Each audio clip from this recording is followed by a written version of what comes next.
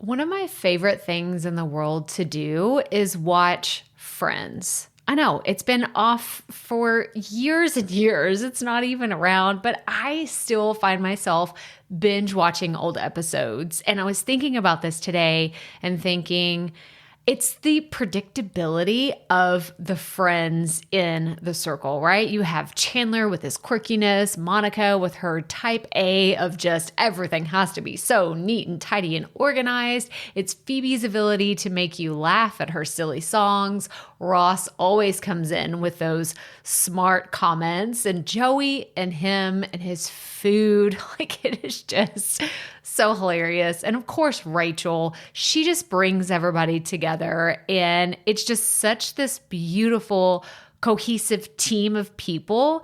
And it's why I wanted to come on and share with you today that I have an opportunity for you to find your friends in the content creation space. So if you are thinking about creating your first or your next digital course, I don't want you to miss this opportunity because Amy Porterfield just opened the doors for registration for her Course Confident Bootcamp. And I'm actually offering a special bonus for anyone that registers for the Course Confident Bootcamp through my special link. So I want you to go to krystalprofit.com/Amy-bootcamp to register.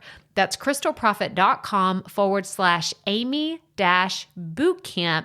And what you're going to find when you get there is I have this special bonus private podcast series. It's called Money Mindset for Creators. So I want you to go register for Amy's bootcamp, download the podcast, and immediately start listening to it, because what this training is set up to do is to help you get your mind right about monetizing your content, making money so that you can fuel your content creation dreams. So go to krystalprofit.com/Amy-bootcamp to register for Course Confident. And I cannot wait for you to find your friends and find the people that will be there for you. Do you see what I did there? Yeah, nice little friends segue connection. Go to krystalprofit.com/Amy-bootcamp. And I cannot wait to see you inside. Okay, let's get into today's episode. I have an extra special treat for you today. If you are in the world of freelance, contract work, being a virtual assistant, any of those categories, and if you want to know more about TikTok, yes, we are talking to someone who is Aubrey Malik, and she was such a fantastic interview. We had so much fun. I went on to be a guest on Aubrey's podcast. She hosts the Freelancer to CEO podcast, and we just had so much fun. I kept thinking, like, can we just keep talking? Because she had so many amazing points that she has had from her experience being a former teacher and working in education, to switching all that to her freelance business and then teaching other people how to do it. I mean, I just had all the questions because it was just such a fun conversation. So let me tell you more about Aubrey, and then we're going to get into her episode.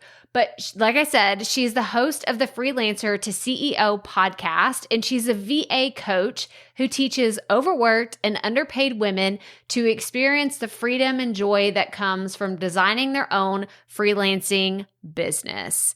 There was basically nothing off the table in our conversation. I asked her all of my questions about TikTok because I was so curious, and it's something we've never talked about here on the show. And she was just the perfect person to have this conversation with. So if you've been wondering, is this something that could work for you and your business? It is not too late. Make sure you go follow her and see all the amazing videos that she does and all the cool things that she has, because like she just makes it look so easy and so fun. So enjoy my conversation with Aubrey. Let's get right to it. Welcome to the Profit Podcast, where we teach you how to start, launch, and market your content with confidence. I'm your host, Krystal Profit, and I'm so excited that you're here. Thanks for hanging out with me today, because if you've been trying to figure out the world of content creation, this is the show that will help be your time-saving shortcut. So let's get right to it, shall we? All right, Profit Podcast listeners, I'm so excited for today's guest because we are talking about something we've never covered I always get so excited when I'm like, we've never covered it because we have hundreds of episodes here. But Aubrey, thank you so much for coming to talk to us about TikTok. Which is never a conversation I ever thought would be like the thing that I would be talking on podcasts about, but I'm really excited about it too because I kind of had some preconceived notions myself prior to getting started on there, so I'm just really excited to dive into it. Yes, well, let's just throw it out there that you're not coming on the podcast to say, "Oh, I'm a TikTok expert and I'm going to teach you all the tips and tricks." Like that's not actually what your business is all about. So tell us a little bit about what your business is about and the type of people that you serve and your content and what you do. Yeah, so I am a virtual assistant coach. I help moms and teachers start a business online as a virtual assistant so that they can have more choice and freedom in their life, because that was something I was desperately seeking when I was a teacher. And I just wanted to be at home with my kids, but I also, number one, wanted to work. I mean, I don't think there's anything wrong with being a stay-at-home mom, but I was very goal-oriented and wanted to work. And number two, I also knew that I needed to. My husband and I both come from, school districts, so we were not rolling in the dough by any means. And so I needed to be able to provide for my family. So that's kind of my background in how I started. I started myself as a virtual assistant and really scaled that business quickly. I resigned from my teaching job within 2 months of starting, and then replaced my teaching income. And kind of naturally, it fell into my lap of people seeing what I was doing online and saying, "How did you do that?" And I never really thought of stepping into that role of being an online coach. I just, like I said, I wanted to bring in some money, be at home with my kids and live this life, but it kind of fell into my lap, and it was the perfect marriage of what I was doing in I always say like my previous life, right? Like before online business, being a teacher, and then this newfound life that I had in being, an entrepreneur and growing that business. So it was able to kind of bring the two together, and that's what I do. And that's who I serve. And never thought I would be here. Here I am 3.5 years later, but it's just been such an amazing ride. And I'm so happy to serve the women that I do. Oh, that's so awesome. Yeah, that was going to be my question. It's like, when did all this happen? Like, when did all this go down? So it was like pre-pandemic, like before everything like kind of went crazy and you were able to make this transition. I have to imagine that the demand for what you do, I'm sure, has skyrocketed in the last few years. Like, tell us what that was like kind of transitioning from this education role to doing stuff like barely getting into doing things online, and then everything changes to where everyone's like rushing to, I want to work remotely. What was that like? Yeah. And honestly, that's one thing, like I do count my blessings there, because I do have a lot of friends who are still in the education space. And my heart goes out to them, like when everything started and everything was shifting, because I know the type of teacher that I was. And that's what I really struggled with, was those boundaries between teacher and home life. And I was the type of teacher who would go in early, stay late. Like I was pouring in my heart and soul into this, but then I would come home and I would feel exhausted and not being able to give to my family. And so I know that like if I was a teacher during the pandemic when all of this was happening, I just, it would not have been pretty. Like my mental health would have just been out the window basically. So yeah, that's where, I really started teaching moms just because, I'm a mom, but then I would talk about how I was a teacher, and then I naturally had teachers coming to me. And that's where like a lot of my content has kind of shifted towards now, is really just speaking to teachers, because I think they really struggle with that guilt of, I went to college for this, I did this, and maybe my heart's not in it anymore. And they struggle with, well, there's kids involved and there's a skill. It's not as easy as other jobs, I think, to just kind of be like, I'm going to walk away. There's so much more that goes into it. So yeah, I've kind of taken that on, which has opened up me up to, I think, a little bit more maybe criticism, because you'll have some people who are like, well, why did you become a teacher in the first place? And, you're heartless, and all the stuff that kind of, when you start to open yourself up online and kind of let that side of yourself out there, kind of have to be ready to take some of that criticism back, which I know we're gonna get into that too. So I'm probably getting a little ahead of myself. No, this is really good. And I think that just in general, because I mean, you're a podcaster as well. And there's a lot of people that are listening right now that are either getting started with a podcast or they're thinking about doing a YouTube channel and they're just really starting to get going with their content.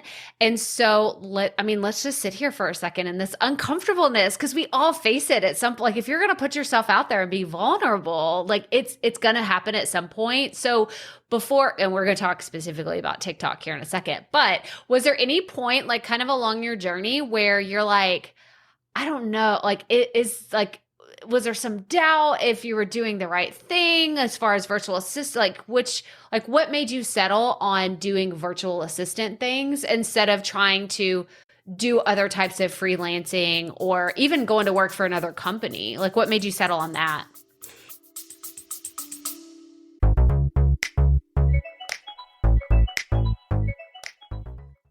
Being a woman in business comes with its own unique set of challenges, but also so many opportunities.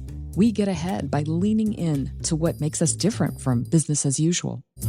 I'm Samantha Hartley, host of Profitable Joyful Consulting, inviting you to a special 6-episode series exploring the experience of being a woman in business. You want to hear from women consultants who've hit $1 million, who sell 6-figure engagements, or who've broken their own revenue ceilings? Yeah, those are my clients, and they'll be sharing too. Join me for 6 must-listen episodes that tackle key challenges for women consultants. Follow Profitable Joyful Consulting on your favorite podcast app. Yeah, I mean, I think, and when I talk about virtual assistant too, like, I kind of use that just kind of that entry point, because that's where I feel like a lot of people feel like they can get started. There's definitely things that you can specialize in as a freelancer too. But, I had tried a lot of different things prior to even hearing about freelancing. And sometimes it even blows my mind that, like, I've been doing this for 3 years now. I've been in this world. So to me, when someone comes to me and they're like, well, wait, what is a virtual assistant? To me, it's still surprising, because I'm like, doesn't everybody know about this by now? But yeah, I had tried a lot of other things in the past that just didn't sit well with me, or just, really wasn't growing the way that I had wanted it to grow.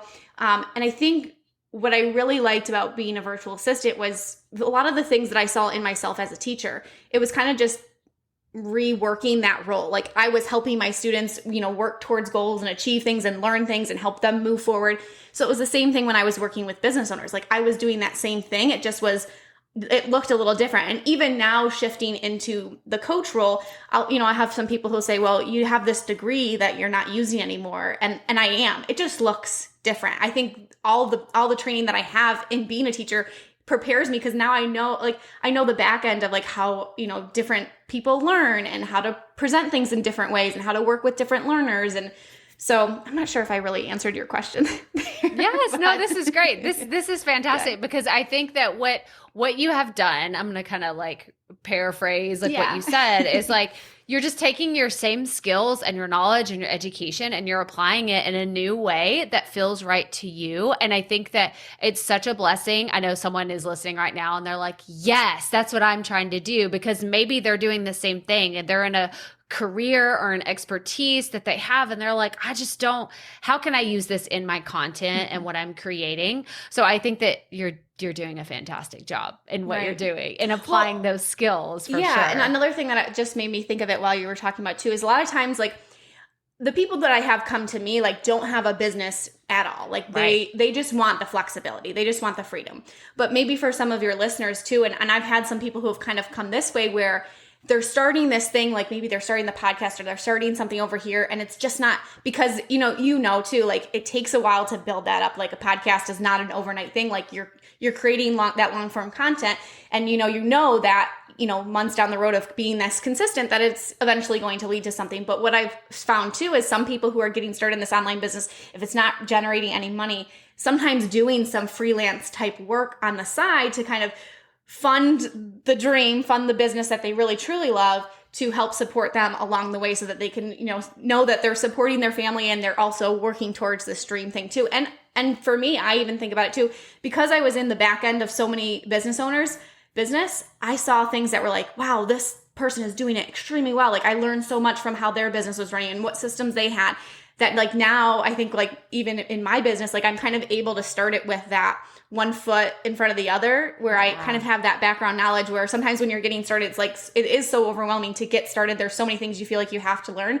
So it's kind of a nice little bridge to kind of learn those things, but also get paid for it and to use skills that you already have to support somebody else. So Oh, I love that approach, because that's how I learn best too. It's like, just kind of throw me in there. Let me get my hands dirty. I'm not going to break anything, but I want to learn essentially that's what you're doing. You're learning on someone else's platform without so much of the risk, because you're helping them and you're helping them achieve their goals. But I love this. I love that approach so much, because I think it's just a hands-on approach to learning. And again, it all ties back to learning and education and like being able to do it. So yeah, there's so many through lines here, but I want to ask, how long were you doing your freelancing before you said, I need content? Like, I actually need to have a podcast, have a blog, have something associated with content. What did that journey look like? It was about a year in, and I was at a point where my freelancing business had replaced my teaching income. And it was around that time when I would be going back to the classroom if I was a teacher, that back to school time. And I started feeling just some discontentment within myself. And I was like, why am I feeling this way? I did the things I set out to do. I'm at home with my kids. I'm making money. Like, I'm helping people. Why am I feeling this way? And it really was, I think I was missing that teaching piece of me, but I was like, I don't want to go back to, a job where I got to be on someone else's schedule. I love what I'm doing now. I love the freedom and the flexibility.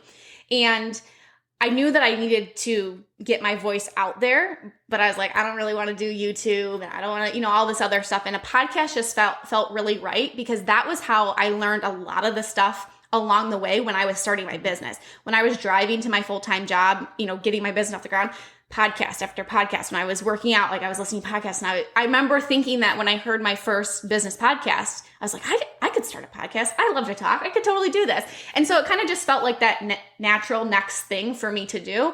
And I'm like, all the situations, I was like, I can record from my PJs, like I can, do the editing myself, because I had done that for people before. So it really just kind of started out like, I just need to start putting something out there. And when I started my podcast, it actually, a lot of the stuff that I still talk about on my podcast, like the underlying foundation is still there. It's shifted now more so to be very specific to helping freelancers.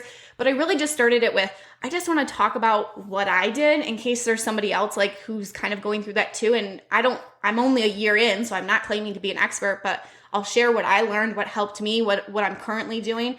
And so that's kind of how it started. And then from there, as a podcaster, you start to look at, okay, what are people liking? What are people downloading? And what I started to realize is any episode that I talked about being a freelancer or starting the business or all those things, that's what people were downloading. That's what people were, and again, it was very small then. It was just like a handful of people sending me a DM saying, I really love this episode. And so I kind of started to slowly shift my content towards being more specific, because that was what people wanted. And then I started to see, oh, okay, like they want more of this. And it started to grow and snowball from there. Oh, this is okay. So I'm imagining this timeline that you like when you're talking about all this, and I want everybody listening to hear this, because what Aubrey just said is she did what she was doing for a year, and then she started creating content, and then she listened to her audience and she like got that feedback. So it is a journey. And I think that this is what everybody loves and hates about podcasting is it's a process. It is not I'm going to put a few episodes out and get millions of downloads and be famous and do it like, that isn't right. Hold up. Wait a minute. That is not how this works. But a podcast can be such a crucial part of your journey, which is why I really want to talk about TikTok now. And I know you're like, wait, hang on, that's not a transition. Yes, it is, because I want Aubrey to tell you how she used her content. Like, did you use your podcast content kind of as your springboard to talk, like, tell us about your TikTok journey? Yeah. So I'm sure, like a lot of people, and again, I never thought I would be admitting this, but the beginning of the pandemic, we all had this time on our hands. We were all home, and I was like, everybody's downloading TikTok, so I might as well download TikTok. And I just honestly stayed on it for about a year, close to a year, maybe like 10 months before I ever put anything out on the platform, and just used it as like, I'm killing time. Like, it was one of those apps that kind of sucked you in. But I think what helped me there was to kind of see, okay, like, what's showing up for me? Like, what do I really like to see? And just kind of like studying it and learning it. I wish I would have jumped the gun a little because I was in my head and like, I can't post anything and who am I and all this stuff. I'm so afraid to do it. So I wish I wouldn't have waited as long, but I think that kind of helped me just like get comfortable with seeing like what people were doing. And so yeah, that started at the beginning of the pandemic, but it was about a year ago now. So February of 2021, where I had my podcast going and that was great. And I was promoting it on Instagram, but Instagram was just kind of feeling like stagnant for me. And I was just kind of seeing a lot of the same people. And I like to view things in my business. Anytime I'm going to try something new that feels extremely scary and overwhelming, I tell myself, let's just do an experiment. Let's just try this out and give it 30 days, see what happens with it. You don't have, you have to be consistent with it, but it kind of takes that pressure of it's all or nothing, or it has to work for me, or, I just kind of like go into it like, I'm just going to try it, see what happens. And so that's what I set out to do at the beginning of February of last year. And I was posting videos and I was taking a lot of the content that I already had, because that's the great thing about podcasting too, is now, like, even though I've been doing it for a while and sometimes like it does take a while for those downloads to come in, like now, anytime I push somebody there, that content is there for them to go back and binge. So it was kind of a great segue too, because then people would come from the different ways that they were finding me to my podcast and they're like, oh, like she knows what she's talking about. She's been doing this for a while. Like all that was there too. But I already had a lot of the content. I had already been producing these episodes and putting them out there. So I could just take little pieces of it. Like if I had an episode on 5 tips, like I could break that down into 5 different videos. Like I could have a series, like 5 tips to finding new clients for your business. And so I could have like finding new clients part 1 and then part 2 and do these different videos. And that's a really great way to bring in new followers, because once they see part 1, they're like, oh, okay, like she's going to have another one and after this. And so they start to bring it in, then they start to follow along. But yeah, like that was because I wasn't reinventing the wheel with trying to come up with all this content, because I was very specific about what I was posting about. I think that's another thing that's really helped me on TikTok is I didn't go in with, oh, I'm going to post a little bit about this and this. And this is what I'm posting about. This is who I'm trying to target on this platform. I'm going to be super consistent with how I'm posting so that they know I can come back to her day after day and there's going to be stuff there for me to devour. And I was also not, I was working smarter, not harder, and taking the stuff that I had already done and just transitioning the format of it. Instead of it being a podcast episode, I was doing maybe just a video. And now I think people are more comfortable with it because Instagram has Reels and they see that too. But just kind of taking that piece and breaking it into smaller pieces so that I had that, just another way for people to find me too. Oh, this is so good. And I am the biggest fan of repurposing all the things. Like, don't start from scratch. If you've done it, don't reinvent the wheel. Just maybe reinvent the content to be specific to the platform, which I think, you have a fantastic system. This is so incredible. I actually was looking at your TikTok earlier because I was like, okay, I want to know, I want to learn from you. Like, I'm selfishly wanting to learn because I feel comfortable doing Reels and I have different ways that I do it, but I, like you, was on TikTok consuming tons of content, and I did a few things with the kids, and they were like, "Oh, let's everybody's on TikTok, Mom. We should do this." I'm like, "Okay, let's do these dumb things." But like you said, I did the opposite of what you did. I did not commit to doing it for 30 days. I've been kind of wishy-washy on how I wanted to do it because I felt like it was a little overwhelming, and so I want to talk about that real fast. Is there any part of your journey where you're posting consistently? Like, what was the thing where you're like, this is working? Did you have like an aha moment or like a video that went viral? Like, what did that look like? Yeah. So it was during that like 30-day experiment. And I think I was on like day 28 and I was like, this isn't working. I was like, I'm going to finish it out because I committed to this, but this is not working. And I think it was on like day 28 or 29 where I had a video that like gave me a little glimmer of hope. And, so people started coming in and started commenting. And I'm like, okay, like there's anytime I feel like, cause I'm on the app so much that anytime I think of something, I think of like a TikTok video, a sound that they've done. Like I think it's from, oh gosh, now I'm not going to remember it, but it's like, oh, they're liking it. They're commenting on it. Now I can't think of it and I'm probably going to sound so silly doing it. I try to talk, I tell my husband it's like TikTok language. I'm like, I'll say this thing and he's like, is that another thing from TikTok? I'm like, yeah, it is. But yeah, so I started to see that people were liking it. And I think another thing, so I was talking about like the bridge from taking my podcast content and just repurposing it, making it a different format. But another thing that I was seeing was once my video started to gain traction, I started to gain followers, and people started to people were coming to me like, well, what's a virtual assistant? And started to ask those questions. What I was able to do was to take some of those questions that I saw coming up a lot, and I was able to create a podcast episode for it. And so when that question came up in the comments, I would say, I just created a podcast episode where I go way more into depth on this, because at the time, I think you could only do the longest TikTok video you could do was 60 seconds. And the comments that you can type back are maybe 150 characters. So I would tell them that there's only so much that I can do in a 60-second TikTok or a 150 character comment. So go listen to my podcast. And so then I was getting them from just being on the TikTok platform and they were following me to, oh, she has a podcast. She has more stuff I can go learn from her from. Okay, great. I'm going to go over here and listen to this. And then of course, when you have a podcast, you want to keep people in your funnel. That's your top of funnel. So how are you getting them on your email list, and how are you getting them into your community more, and how are you starting to get them to buy in? So it was kind of like this crazy workaround of I'm getting them from one platform to the next, and then I'm kind of wrapping them in and getting their feedback on things. And again, like we talked about in the beginning, listening to your audience and seeing what is it that they're wanting. Because sometimes for me, again, I was under the assumption that everybody knew about virtual assistant, but then I would get questions that would seem, and I don't mean this in a negative way, but to me would be basic things. And I'm like, oh, maybe I haven't taken the time to really explain this in depth. So let me create a podcast episode on it. So now that it's there, so anybody who finds me from anywhere, they have this and they can go refer back to it.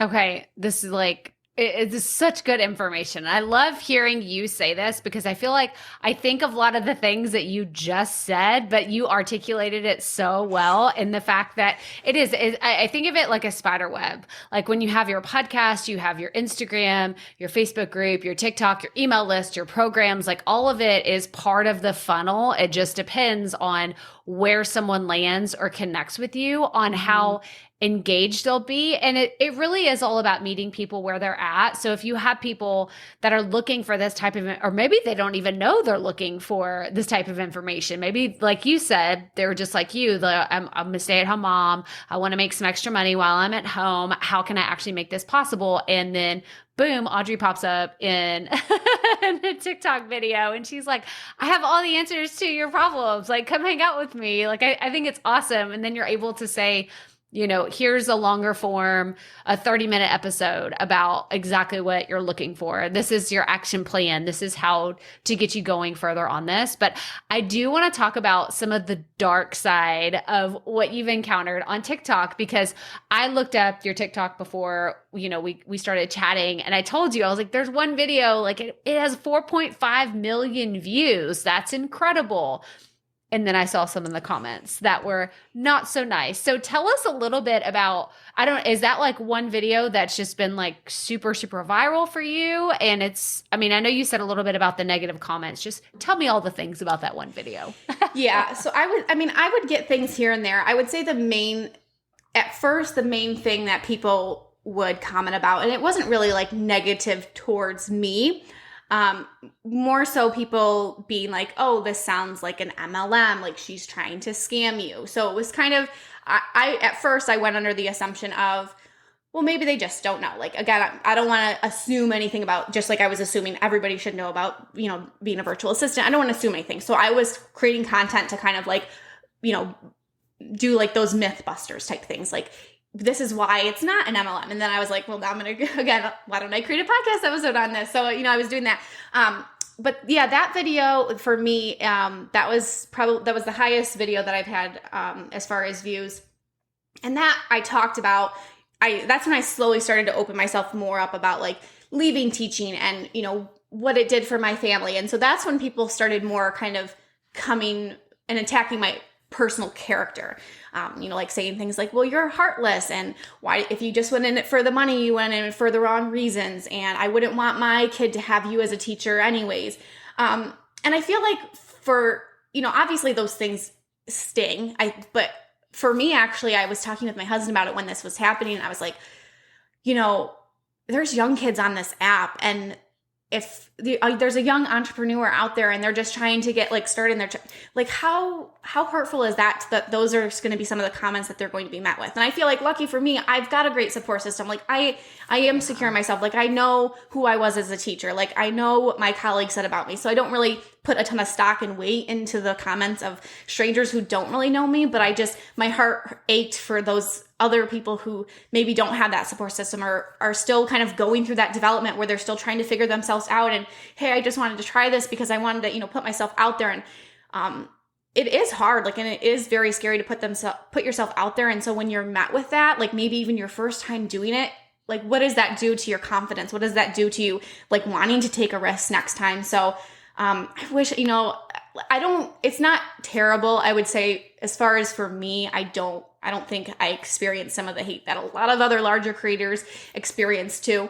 But I think also on the flip side of that, I would get some comments or some messages from teachers saying oh my gosh, I thought I was the only one that was feeling this way. And so I try to lean into that more too, because I know that number one, probably the people who are saying hurtful things about me or my character or who I was a teacher, they probably have never stepped foot in a classroom. They probably aren't teachers. So I kind of, rationalize that in my head. They just don't know. They don't know what teachers go through. They don't know how maybe a mom feels wanting to be at home with their kid. And then I just try to lean into the people who do need me and try to think if I stopped right now, there probably would be someone out there that would be wanting just to know that they're not alone and that it's okay to feel this way. And it's okay to maybe reconsider their plan that they had for their life because circumstances have changed. So I keep putting myself out there for that, but it definitely is hard. It definitely can take you a few knocks back, but just having a really good support system around you that can kind of lift you up and just remind you these are just people on the internet who have no idea who you are, who want to, act like they do and have a right to say these things about you, but they don't. Oh, I think it's such a blessing that you just gave someone and just reminding them that one, most people's opinions about that kind of stuff, it doesn't matter. You have to decide which opinions are going to have that weight. And two, I think it's awesome that you focus on the purpose of your content and you saying, there would be people that miss me if I don't keep showing up. And I can imagine that that's probably what keeps you going and keeps you consistent in all of your content. If someone's listening right now and that this whole conversation just gave them oh my gosh, this is why I don't get on social media. This is why I don't do this. Do you have any kind of words of wisdom to them if they were just getting started and maybe they did put themselves out there and they got some of this hate back, or they got oh, you're ugly or you're this or that. I mean, I've gotten all kinds of comments too, but I would love to hear what kind of, I guess, what helped you build that confidence? Was it just to continue to show up, or tell us a little bit about that? Yeah, I would say two things. One thing that I was thinking of when you were talking too is the opinions of others. One thing that has always stuck with me is someone's opinion of you says more about them than it does about you. So that I always keep that in the back of my mind. It's not a true reflection of who I am.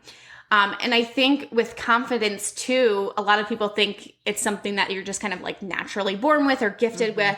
And I would say prior to getting started online, I thought I am a confident person. I felt confident in what I did, but because it was easy for me, right? I felt being a teacher was an easy, it came naturally to me. And so stepping online, putting myself out there, that is not something I've ever trained for. It's not something that I grew up with. I grew up with cell phones. So being putting yourself out there in video, that's not something that came naturally. And so what I've learned is it's in order to gain the confidence, you actually have to take the action first. And once you take that action, you're slowly going to start to build it up. It used to take me so long to record a TikTok video. I would record it, I'd watch it, be nope, I'm not putting that on the internet. I don't like the way that looked. I don't like the way that I smiled at the end. I don't like the way that I sound. Let's do it again. And then after a while of putting it out there and kind of just being all right, I think the nice thing about TikTok is you can put out so many videos that sometimes some of those cringier videos that I have, you do have people who will scroll back and watch all your videos, but that it gets pushed down so far that I don't even see those anymore. So I don't even, and it's also nice too. It's kind of nice to look back and be oh, look at where I started and look at, little baby TikTok Aubrey and look at how far she's come. But just kind of practicing and doing it. That's what's going to help that confidence to grow, doing it consistently. And that's kind of how I viewed it too. Not putting so much weight in how many views did this get, because the nice thing about TikTok too is I can create a video that, maybe didn't hit because maybe I didn't, articulate it the right way, or maybe I didn't use a sound that was trending or whatever it may be. I can recreate that exact same video and tweak it based on, looking back and saying, okay, like what didn't work? Maybe the lighting was off, or maybe this or that.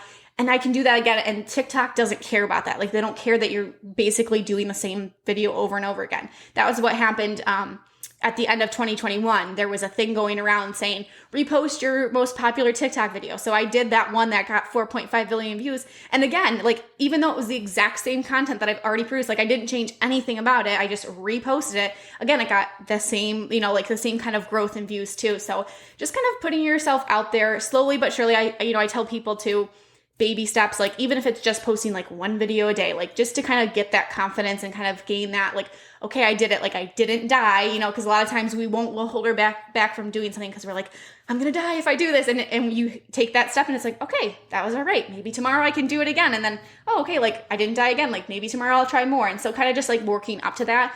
I find gets, when you're trying to do something that it seems scary, that you don't feel like you have a ton of confidence, and just taking those small baby steps towards it. And like I said, now I'll post a video, like I'll do one take through and I'm like, yeah, it's all right. All right, let's just post it. Like not letting myself think about it too much to be like, oh, I don't, where I could critique myself. There's always something that we could find to critique about, but just not allowing myself to like sit there, and because like if they like it, great. The information is great in there. I know the content is great. So, and I can always try again tomorrow.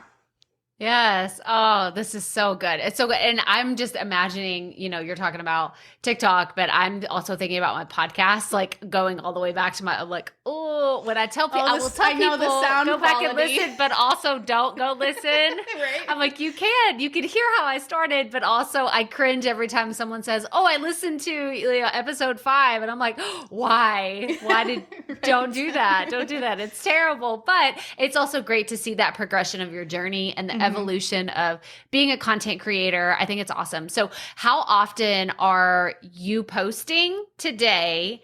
And if someone were just getting started, is there a recommended, like what's doable for someone just getting started? So when I was first getting started, I was posting like 3 to 5 times a day. Yeah.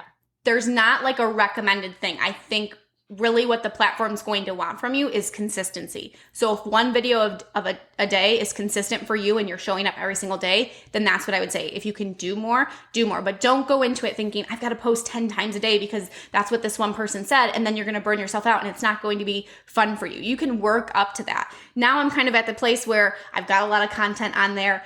I might post a couple times a day, maybe only post 1 time a day. Like I don't put that pressure on myself, but I just know I need to be consistent with it. So I would start small because that's, a little bit more manageable for people. Start small and then you can always work up to it. But whatever it is, choose a schedule that's going to be doable for you. And then just stick with it. Yeah, this is great. I have to know, is there one video that you created that you're like, this was so much fun? I don't even care how many views it was. I had so much fun creating it. Do you have one that stands out for you?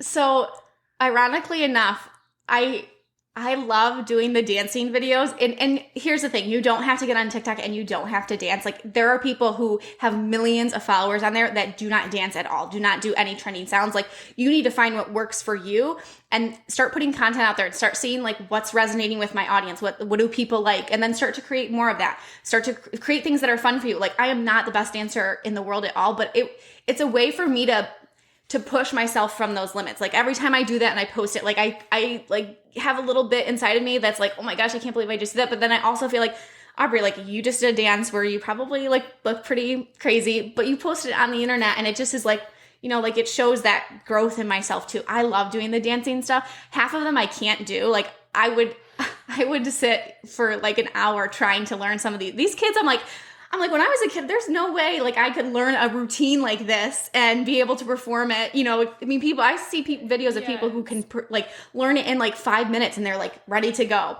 I'm not that person, but it's a way for me to just kind of like break out of my shell and just, I'll do it in my house, like for nobody. So I like doing that on TikTok. So any of the dance ones, those are fun for me. I don't do them very often, but when I do, like that one that had 4.5 million views, that's a dancing one. You can go check it out. my parents, every time I told them how many views that video had, they're like, when are you going to let us see it? And I'm like, you can't watch it. I'm dancing. And then finally I did. And they were like, oh my gosh, I love this. So.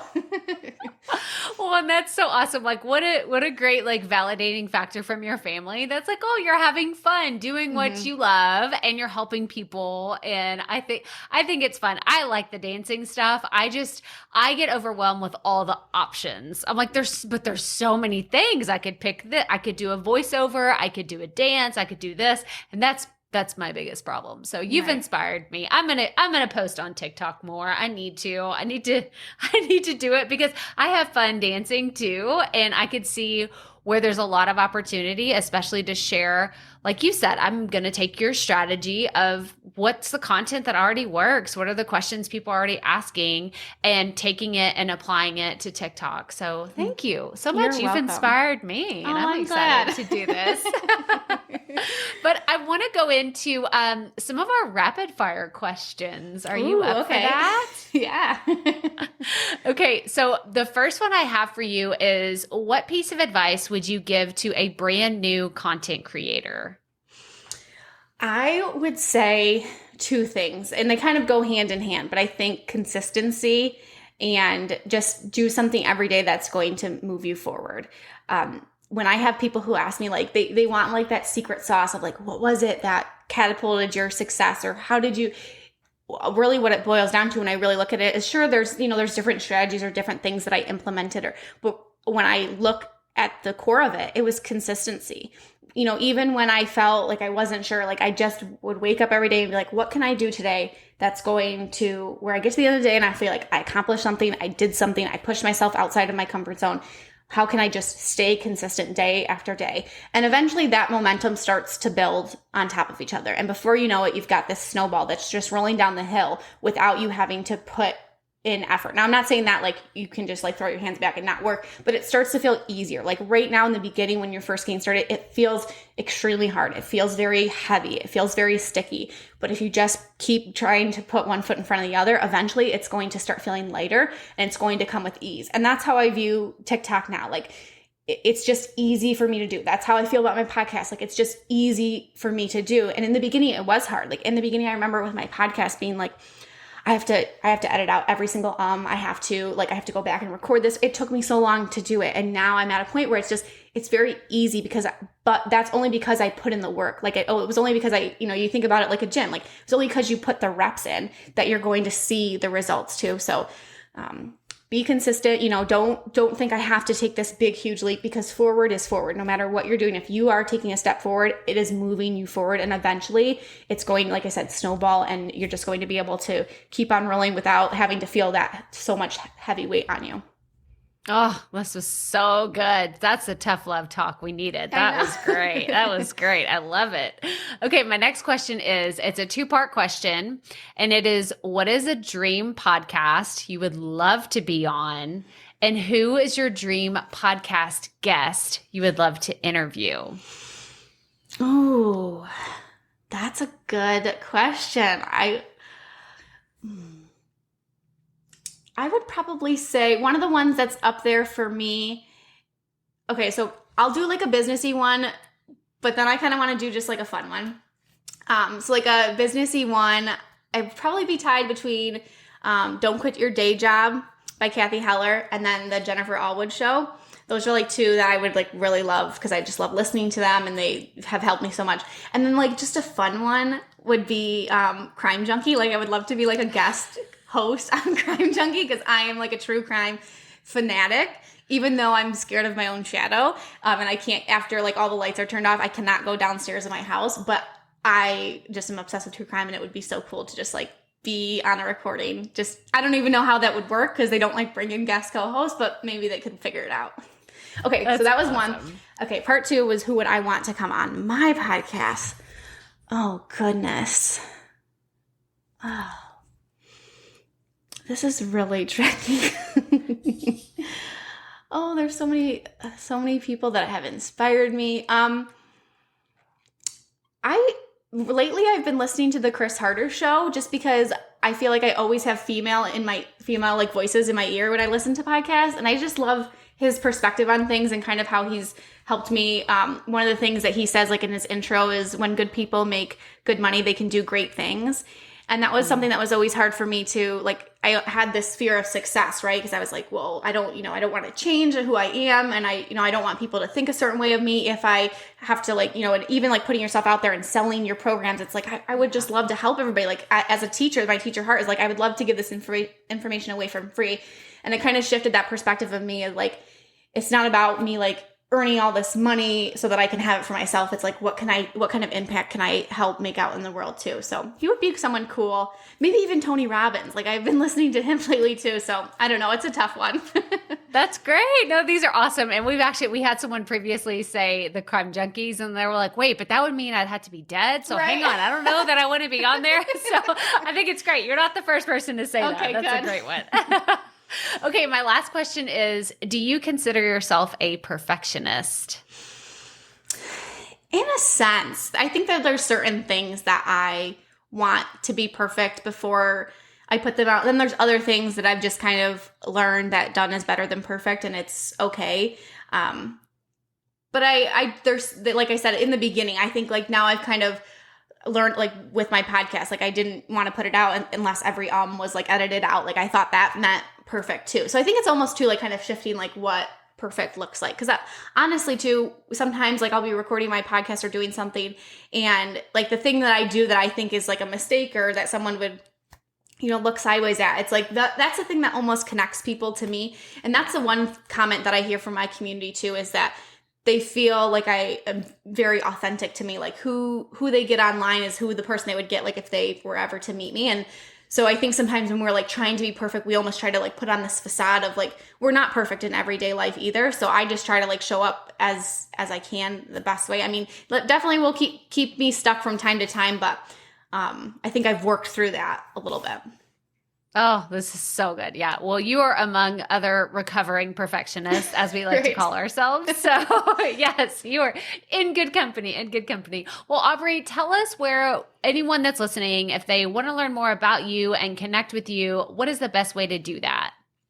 Yeah. So, I mean, of course, you can check out my TikTok. That's out there. And I remember when I first did like a podcast episode about like TikTok too, I was like, I never thought I would say this like on a podcast episode, but come check me out on, you always be like, yeah, I'm on Instagram, which I am there too.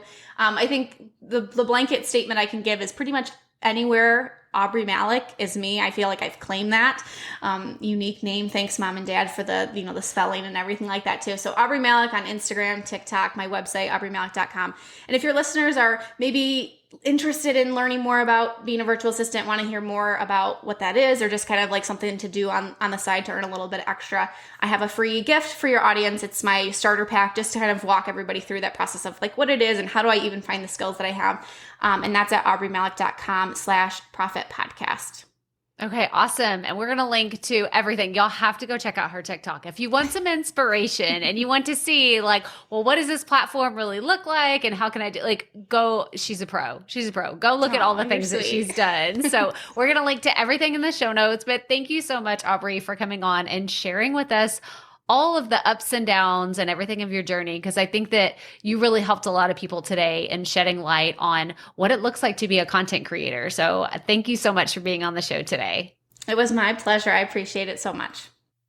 So what did you think? She just blew your mind, right? Like she blew my mind like 7 times. And the 2 times that I've talked to her in interviews, I just kept thinking, I just don't want the conversation to end. I want to keep asking questions because she's so approachable. And what I love about her content is she's just very real and very open about what she does, how she can help people, and how she can help other people develop the confidence in themselves to make money from home and to be a part of the freelance economy and take those skills that you have and generate revenue, create a business out of the things that you already know how to do really well and the things that you really enjoy doing. So go to the show notes, krystalprofit.com/episode 357 to connect with Aubrey. And if this is something that you're interested in doing, if you're like, man, I've been talking on my podcast, talking on my YouTube channel, I've been thinking about monetizing it in some way, well,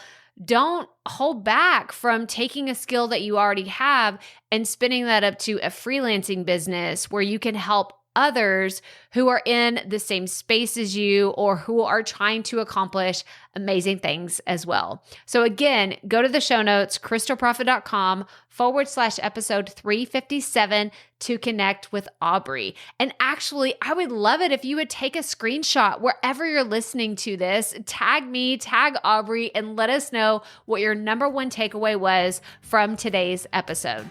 But that's all I have for you today. So as always, remember, keep it up. We all have to start somewhere.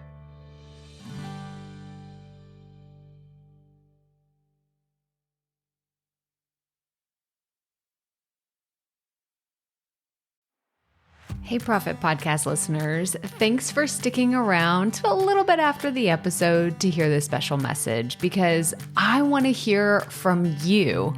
We are starting a new segment called Fan Mail Shoutouts, and I want to hear from you, and I want to hear your questions. What do you want to know? What questions have you been dying to ask me? So here's how to make this happen. Go to the app where you're listening to this podcast right now. Go there. I'll wait a second. Okay. Now, once you're there, you're going to see a hyperlink at the top of the episode description that says, send Krystal a text message. And that's all I want you to do. Send me a text. It could be casual, informal. It could be totally anonymous. Or if you want, you can include your name and the name of your podcast or content wherever you are creating, and I will give you a special shout out in an upcoming episode. So again, go to the show notes for where you're listening to this episode right now, and it will say, send Krystal a text message. And I cannot wait to hear from you and give you a shout out in an upcoming segment of Fan Mail Shoutouts.